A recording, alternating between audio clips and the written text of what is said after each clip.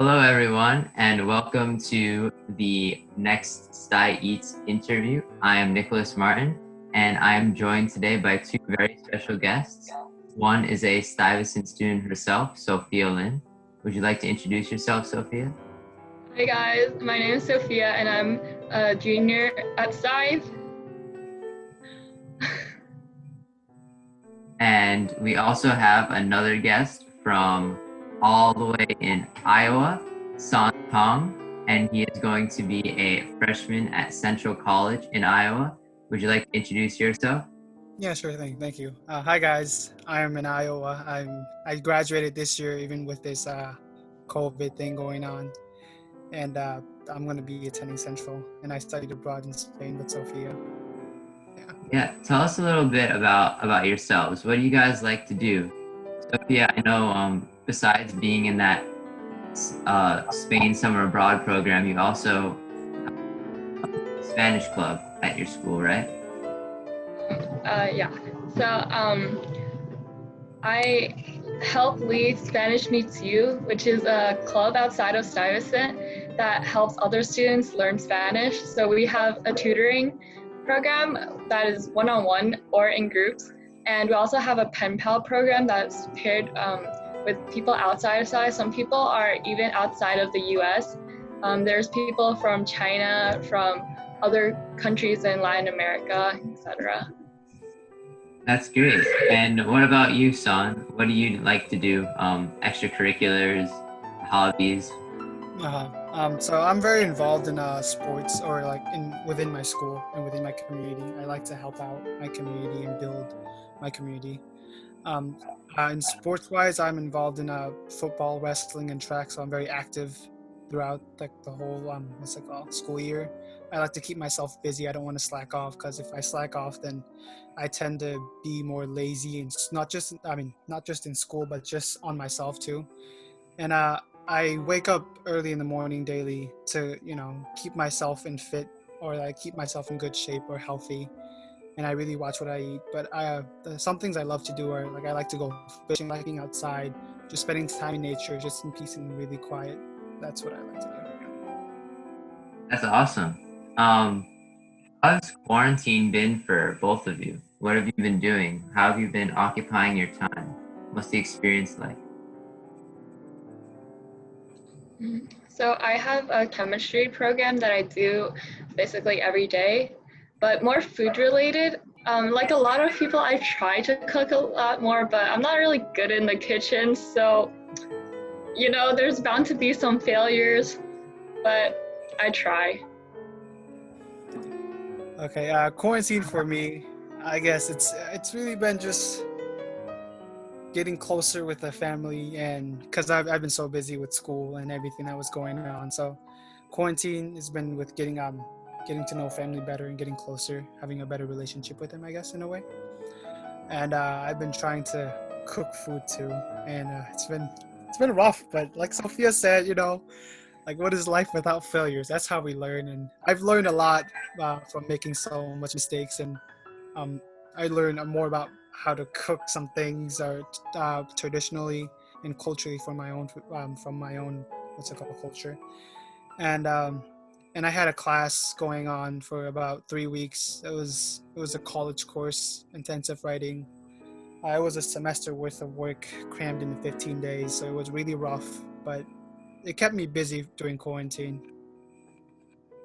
That's nice. Do you want to talk to us about some of the food creations that you made, even if it was failures? Like, what did you try out in quarantine? So I remember one thing that I did was we had some ribs that I was trying to not even cook. I was trying to heat up in the mini oven, and I put it in with the foil, and I think it was like the oil or something, and the foil started burning up inside the mini oven, and I was like, what's happening? Because it was maybe 2 minutes in, so I had to take it out, and the foil was black. Oh my God, that's crazy. Yeah, my family doesn't really want us to use the oven because it's so hot outside in the summertime. So we've been making ribs in a crock pot and slow cooking it for 8-10 hours. So it's a little bit less like heat generation. But yeah, that I love ribs. I really feel for you. Did the ribs come out okay, or is it like? Yeah, the ribs are fine. All right, that's good. At least you still got to enjoy some good food. And what about you, Son? I was trying to make a what was it? A ribeye, I think. I was trying to what's it called? Sear it, try to pan fry it. Mm. And the first time I made it, it was just, I thought I did it perfectly. You know, I was timing everything. I was putting everything. I was adding the butter, the garlic, and then when I cut, like I took it out, I was like, okay, I'm gonna let it rest for 10 minutes, let it cool down, so I can have a great, tasty meal. And I cut through the middle. And I was like, oh, it's raw in the middle. And then I had to put it back in the what's it called? In the pan. I had to recook it. It was like, oh wow, I didn't know it was raw, but it was just really raw. Yeah, that's how my experience was. One of them. Yeah, it's definitely tough to cook meat.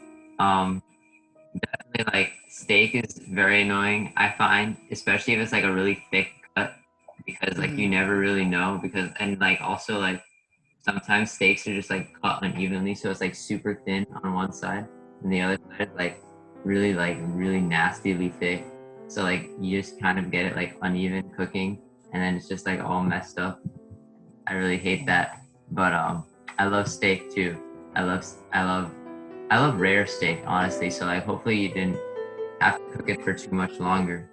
The real purpose of this interview today is for you guys to talk about your experience abroad in Spain and all the types of tasty food that you've had there. So what is your experience been like? Who wants to start? Sophia, you want to go first? Okay, sure. So, one common, I don't know if I would call it myth, but an assumption about Spain food is that it's really bland, which a lot of people agree with, but for me, I have, I guess, really bland taste buds, and I found the food fine. But I remember once I went to McDonald's in Spain. You know how like every country's McDonald's is a little different, and I would say Spain McDonald's like probably better than the McDonald's in the United States. But we had and these topped fries with brava aioli sauce, and it was really good. And I also had I think a McChicken once, and the bun was so pretty. It was like a skincare routine. Oh my god. So besides McDonald's though, did you try any like Spanish restaurants there, like tapa bars, like stuff like that? Yeah, at the first day we got there, we went to a restaurant, and I remember for dessert we all got to pick something. And I had flan, right? And everyone's flan came out fine, and my flan didn't have the caramel thing on top. It was like a bare naked flan. It was kind of funny to see. But so we were like sitting there because I didn't really know how to say, this is missing like the caramel. But it's like so plainly obvious that it was lacking. So we were all just sitting there laughing for like 5 minutes, and then a native speaker decided to help me out, and she like asked the waiter, she's like, oh, she's missing this. And then he came over with the bottle of syrup, and like usually it's watered down before it's like it's poured on, but he just came over with the bottle itself, and it was like super sweet. Yeah, but I ate it anyway. How did it taste? Was it good? I think it probably would have been better if it was like the usual one, but it was still good.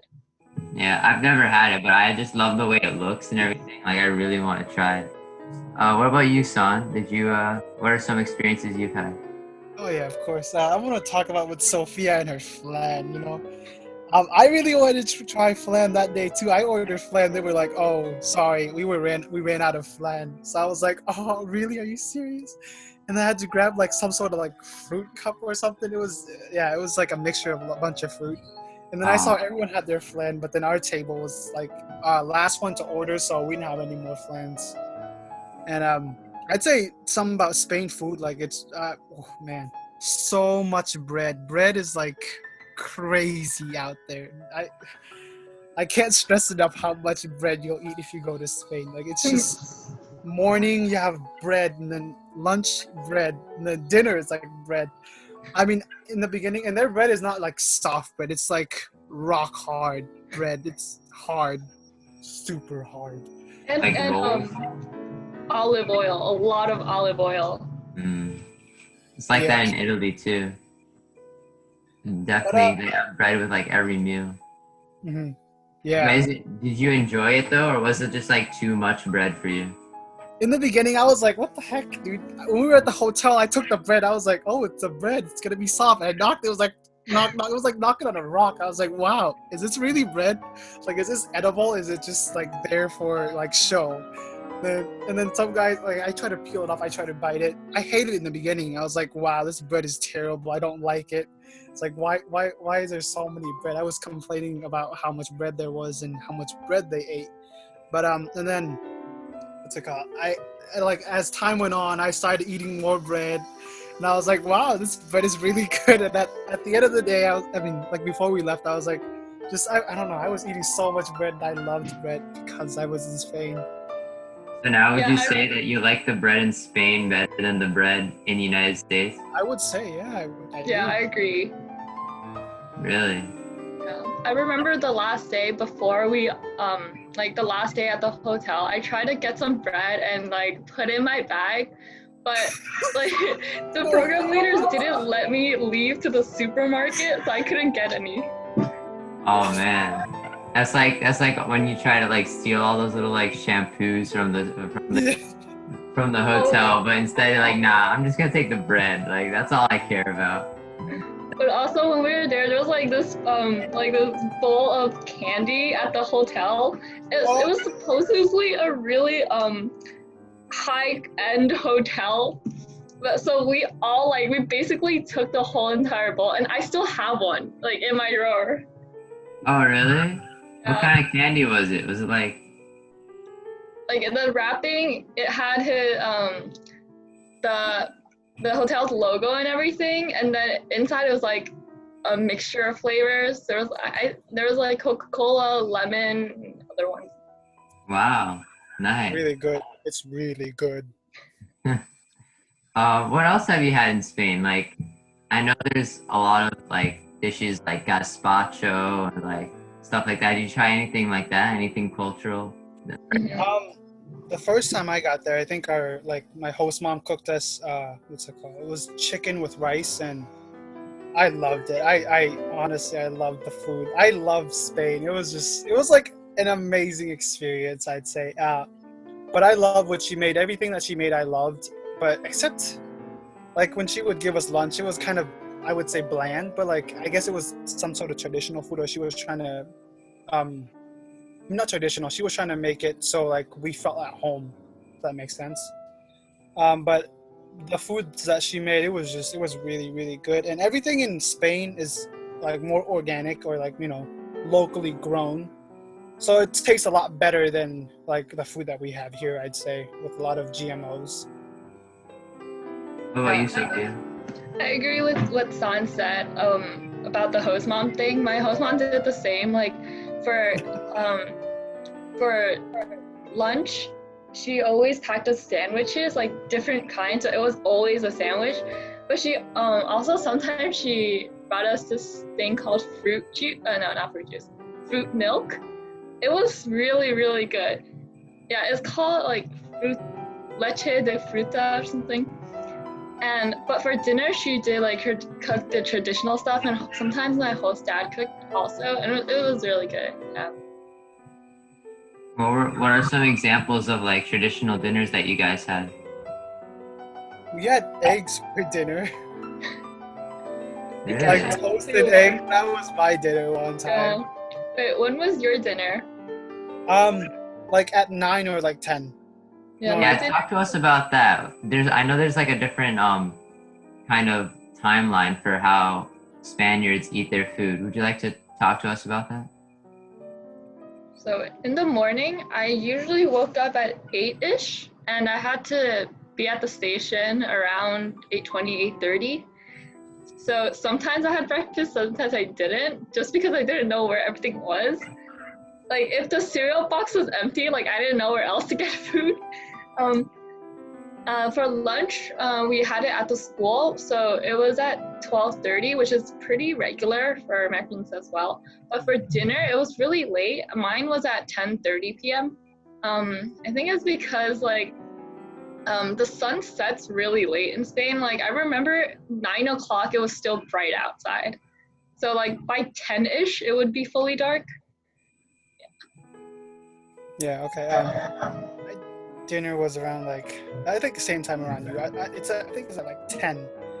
But then I don't know where I lived. Like when it was 10, it was just it was when the city became alive. Like it was just still everything just bright up. And where I lived, it was like the middle of Spain, I guess. I was just close to everything. It was just everywhere. Really close. I could walk over here and be like, oh, there's a big supermarket. I could walk over there and be like, oh, there's a park over there. So it was just filled with tourist place. And yeah, I think I'd say that's about it. Yeah. Yeah, San got really lucky. He was like in the middle. Like compared to New York, he would have been in Manhattan, like in Times Square, and I was like really really north. Like if you took the subway map, I'll be like the most north, maybe like second to last stop. That would have been like a Queens-ish. Yeah. And I had to the center. I think I had to take a 40-minute metro ride. Wow. Wait, what city were you guys in again? Madrid. Madrid, that's right, the capital. Mm-hmm. And what are the Spanish subways like? I'm just curious compared to New York City. This is more of a question for Sophia, though. It was a lot cleaner and really on time. Like I know sometimes the NYC subway, it was like 3 minutes or 2 minutes or whatever. Like in Madrid, if it says 3 minutes, it's coming in 3 minutes. Also, like the doors, like all our doors are automatic and they all open, but there you have to press this button to open the door. That's interesting. One more question, or a few more, maybe. Do you guys have any special Spanish breakfasts that you want to talk to us about? No, I'd say, I mean, like generally like what Spaniards would normally eat was like just with a coffee and like a bread. That'd be their breakfast for them. Yeah. That's literally their breakfast in the morning. If you go to a restaurant, that is on the menu and that's what like they would eat. Yeah, I totally vibe with that. I feel like a lot of Americans do that too. I do that too. It's like dip bread in coffee, especially if it's like rock hard, like you said, soften it up like that. And it's always good to have like a caffeine boost to start the day. Yeah, but I've heard like a lot of people say that Spaniards love like hot chocolate for breakfast. I don't know if that's true, instead of coffee. But I don't know. I prefer coffee. I think it's a little bit less sweet and it's a little bit more like invigorating, maybe. Any other Spanish desserts besides flan or flan? I think chocolate con churros. I don't know if you had that. Yeah, you remember that? Yeah, that was really good. It's with like these fried churros and then you dip it in like chocolate and it's amazing. If you guys go to Spain, you gotta try that. That's the first thing you gotta try. I really want to go to Spain. I do. I really want to be like I just want the coronavirus to end and I can just travel wherever I want again. Just thinking about that, we were in Spain last year, like right now. Yeah, the difference. That's crazy. Oh my god. Yeah, it's really strange, but we're all getting through it together, even in quarantine. Food is a way of helping us do that, I guess. Do you guys have any closing remarks? Anything you would like to say to the audience? If you guys go to Valencia, you should go to Cinnamon. It's really, really good. Can you talk to us about that? What is it? Cinnamon is a small restaurant in Valencia, and that place, that's what it's named. Oh my gosh, that was it's so good. Like The chef was really nice too, and I think it was like an open kitchen and you could see everything. But it was kind of small, so there was like a little bar, and then I think it was like 3 or 4 other tables. So yeah, get your seats. And Yes, what kind of food? dude, that Mediterranean. so good. Nice, nice. What about you, Son? Any closing remarks? I'd say, take opportunities. Like, I know we're in COVID right now, but after COVID's over or once it gets over, like, especially like freshmen, like sign up for CIEE, travel the world, go see the world, don't be so cooped up in just America. Go see Europe, go see other countries and see how they're like and compare it to America and take the good things that they have and bring it back here so we can make our country better. Go see Iowa. Yeah, yeah, learn where Iowa is. Awesome. Those are great closing remarks. I really appreciate it. Thank you both for joining me today. And I hope to see you guys again soon. I hope to see all of our viewers again soon. This has been our StuyEats Spain interview. Now, I'm Nicholas Martin, signing off. Goodbye, guys. Bye.